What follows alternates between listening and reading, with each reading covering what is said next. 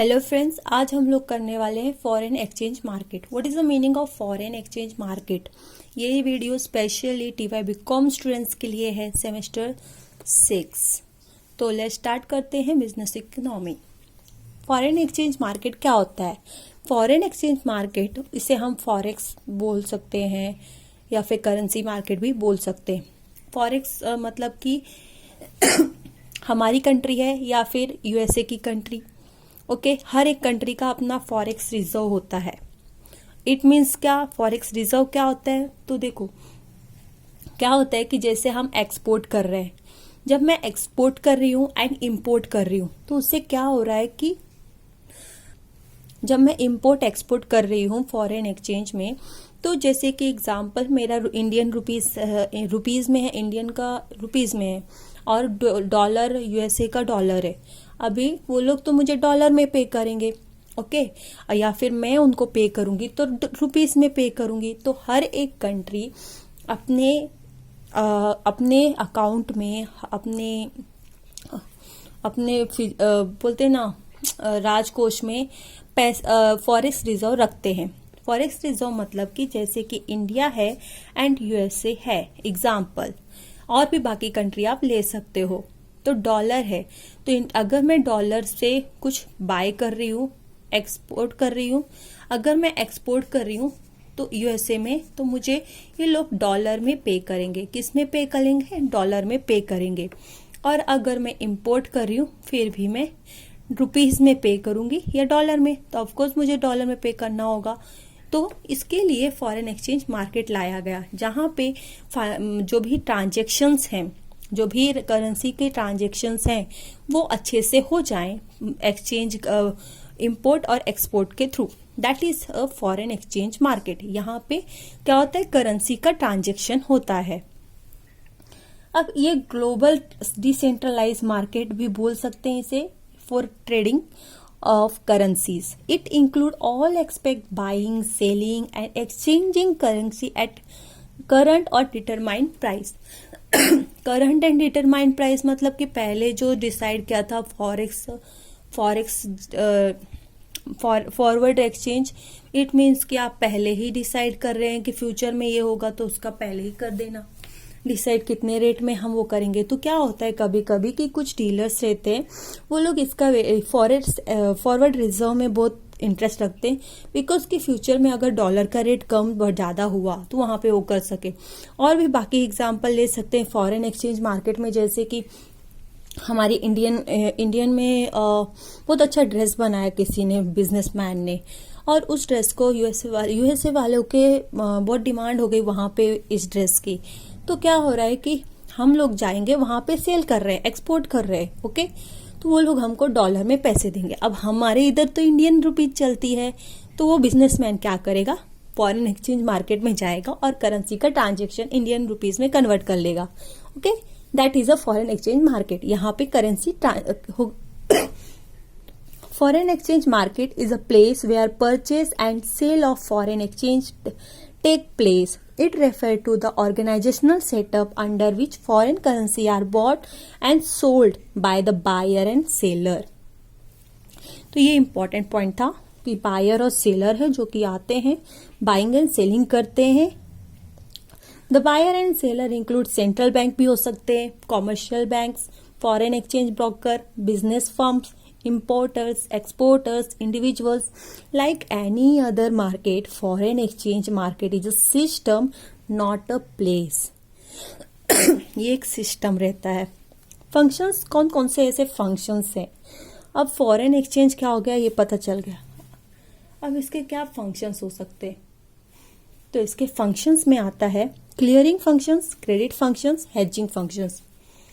Clearing functions क्या होता है? This is the primary functions of the foreign exchange market.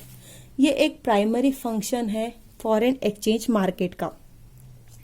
It means under clearing functions, the foreign exchange market help the transfer of purchasing power between countries. ये क्या करता है? Foreign exchange market को help करता है transfer करने में purchasing power between countries. जो भी परचेसिंग पावर्स है तो उनके बीच में करने के लिए हेल्प करते हैं। The resident of one country require foreign currency to make payment to resident of another currency. जैसे कि मैंने पहले बताया कि कन्वर्ट करवाना जो रुपीज है उसका, जैसे Indian resident may require foreign currency to make payment when goods are imported. जब कुछ लाइक एग्जांपल की इंडियन से उसने गुड्स इंपोर्ट किया, तब dividend, interest, profit are paid to foreign firm for citizens. या फिर कैपिटल आउटफ्लो में जैसे कि एग्जांपल्स की इंडिया से हम बेच रहे हैं कुछ सामान वगैरह, इन्वेस्ट कर रहे हैं अब्रॉड में मतलब फॉरेन कंट्रीज में, शॉर्ट टर्म लेंडिंग कर रहे हैं, लॉन्ग टर्म लेंडिंग एक्सेट्रा। तो इन सब चीजों के लिए क्लियरिंग फंक्शन होना बहुत ही जरूरी है। और इसीलिए मतलब कि पेमेंट करने के लिए Indian resident may require foreign currency to make payment, जबकि गुड्स के लिए हो, डिविडेंड, इंटरेस्ट रेट हो, या फिर किसी चीज के लिए हो, या फिर कैपिटल आउटफ्लो का मतलब होता है जैसे कि हम कुछ खरीदे हैं तो उसको हम क्या करेंगे, अभी हम किसी जैसे कि यूएसए से मैंने कुछ खरीदा तो मैं उनको पे करूंगी, तो उनके ही डॉलर में पे करूंगी। तो इन सब के लिए एक प्लेटफॉर्म चाहिए जो कि है फॉरेन एक्सचेंज मार्केट। उसमें पहला फंक्शन आता है क्लियरिंग फंक्शन में ये सारी चीजें आती हैं। Similarly resident of foreign countries में have to transfer purchasing power to India. उनके पास भी इतनी परचेसिंग पावर होना चाहिए कि वो इंडिया को पे कर सके। जैसे कि Indian resident may receive foreign currency when goods and services are export. जब हम इंडियन एक्सपोर्ट करते हैं तो हमारे पास क्या होगा, उनका करेंसी आएगा। तो वो लोग कैपेबल होना चाहिए कि वो हमें पे कर सके। हमारे यहाँ तो इंडियन रुपीज चलती है, तो इन सभी के प्लेटफॉर्म को मैनेज करने के लिए, हमारे रुपीस में कन्वर्ट करने के लिए और उनके डॉलर्स में कन्वर्ट करने के लिए फॉरेन एक्सचेंज मार्केट लाया गया। That is a first function, clearing function, जिसमें ये सारी चीजें प्रॉपर क्लियर दिया गया है। डिविडेंड, इंटरेस्ट, प्रॉफिट रिसीव जब हम करते हैं by Indian citizens. Capital receipt का मतलब होता है कि जब हम रिसीव कर रहे हैं, इट मीन्स कि हम यूएसए ने हमें डॉलर दिया तो हम अब क्या करेंगे, फॉरेन एक्सचेंज मार्केट में अपने करेंसी में कन्वर्ट कर लेंगे for investment in India, short term borrowing, long term borrowing etcetera. That is called clearing functions. अब इन शॉर्ट में मैंने आपको बता दिया क्या होता है clearing function. Next is a credit functions. What is the meaning of credit function? Credit function means the foreign exchange market provide a facility of credit for exchange rate transaction। exchange transaction के लिए foreign exchange जो market है वो एक facility provide करता है credit foreign exchange transaction। there may be delay in international payment as exporters or importers may not be able to fulfill their obligations immediately. They may be delayed 60 to 90 days from their side. In this case, foreign exchange market may provide credit by discounting foreign exchange bill. It means क्या होता है यहाँ पे कि जैसे कि कोई भी एक्सचेंज रेट है आपके आपने मुझे यूट्यूब के थ्रू सपोज डॉलर में पे किया, तो क्या होगा कि अगर आप मुझे या फिर यूट्यूब ही अगर मुझे मनी दे रहा है तो वो डॉलर में दे रहा है, तो उसको वो पैसा आने के लिए इंडियन रुपीस में कन्वर्ट होने के लिए कुछ टाइम लेगा, 60 to 90 डेज ऐसे ही ट्रांजेक्शन में हो रहा है। फॉरेन एक्सचेंज से अगर कोई भी ट्रांजेक्शन होता है या फिर हमारी कंट्री से वहां पे ट्रांजेक्शन होता है, कुछ टाइम लगता है, डिले होता है। उसी डिले के लिए यहाँ पे क्रेडिट फंक्शंस की फैसिलिटी दी गई।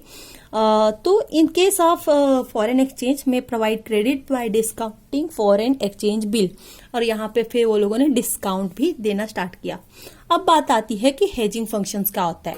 Hedging means covering the foreign risk arising out of fluctuation in exchange rate. Foreign risk arising मतलब कि क्या होता है, जैसे कि मैंने कोई डील पक्की की फॉरेनर से, हम लोगों ने डील पक्की की कि हमारा शॉप है, लाइक एग्जांपल कि मैं हमारे यहाँ पे मसाले बहुत होते हैं तो मैंने मसाले की डील पक्की हुई। ओके, तो क्या हुआ कि मैंने फॉरेन कंट्री से उनको सेल किया।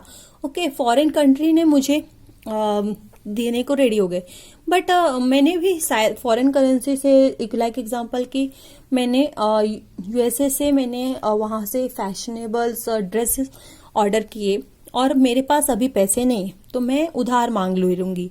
ओके, आफ्टर 3 मंथ मैं उनको पे कर दूंगी। तो उस टाइम पे डॉलर है मेरा, इस टाइम पे डॉलर कितना है 60 है। एंड अब नेक्स्ट आफ्टर 3 मंथ जब मैं पे करने जा रही हूँ उस मिस्टर यूएसए में जो भी है रेसिडेंट, तो वो अभी डॉलर 63 हो गया। और अभी तो मैंने क्या किया, मुझे अभी डर है इस चीज का कि मेरा मतलब मैंने 60 में बात की थी, अभी मुझे $3 एक्स्ट्रा देना पड़ रहा है। तो मैंने क्या किया, फॉरवर्ड एक्सचेंज से डील कर ली कि मतलब कि मैंने अपना रिस्क कवर करने के लिए यहाँ पे क्या किया, फॉरेन एक्सचेंज कंट्री से किया। अभी देखते हैं, पूरा अच्छे से समझते हैं। Hedging means covering the foreign exchange risk arising out of fluctuation in exchange rate. Some time exporter and imported may suffer losses due to fluctuation, कभी डॉलर का रेट बढ़ जाता है, कम हो जाता है in foreign exchange rate. Foreign exchange market help them to cover risk by hedging. तो फॉरेन एक्सचेंज क्या करता है, कवर करता है रिस्क को। जो भी मतलब दोनों डीलर है, इंपोर्टर एक्सपोर्टर, तो वो लोग के जो फ्लैक्चुएशन में जो भी लॉसेस हो जाते हैं तो उन सब लॉसेस को कवर करता है हेजिंग, रिस्क कवर करता है। An importer who has to make a payment to foreign country may have to face loss. जब भी वो, जैसे कि मैंने बोला आपको कि मुझे 60 में मैंने बात की थी, अभी $63 हो गया, तो मैं क्या करूंगी, फेस लॉस, तो मैं लॉस फेस करूंगी। If he expected the price to rise in future, और अगर मैं चाहती हूँ कि फ्यूचर में मेरा प्राइस और भी बढ़े, in such a case measure to cover risk his risk and he may deposit his own fund that country और buy forward exchange market. Yes, यही बताना चाहती थी, फॉरवर्ड एक्सचेंज कर, फॉरवर्ड फॉरेन एक्सचेंज। यहाँ पे क्या होगा कि फॉरवर्ड फॉरेन एक्सचेंज में कि डॉलर, तो मैंने यहाँ पे पहले बात कर ली कि $65 में मैं करने वाली हूँ।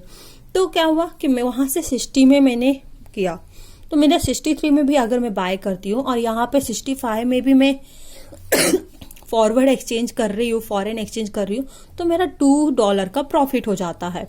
इन the same way if exporter expect the price to fall in foreign countries in which he export, then as a measure to cover his risk he may borrow from abroad at the current exchange rate और sell forward his expected foreign exchange. तो इस तरीके से forward कर देना। I hope क्या forward का meaning समझ में आ गया रहेगा कि पहले से ही डिसाइड कर लेना कि क्या आने वाला है, उसका रेट क्या रहेगा। लाइक एग्जांपल्स यहाँ पे कुछ दिया है, forward it refer contract to buy and sell currency at a fix date, जो भी मतलब फिक्स डेट की है उसी प्राइस में मैं डील करूंगी। तो ये थे हमारे 3 functions, clearing functions, credit functions, hedging functions.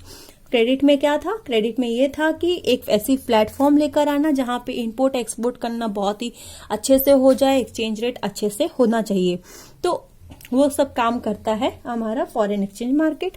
Credit functions में कुछ टाइम डिले हो जाता है, तो इस डिफिकल्टी को फेस ना करे इंपोर्टर एक्सपोर्टर, इसलिए डिस्काउंट भी फॉरेन एक्सचेंज बिल में दिया गया।